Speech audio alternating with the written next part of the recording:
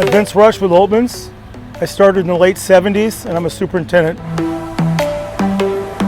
This is a 500 pile plus project. I think we're driving 68 footers into the ground right now.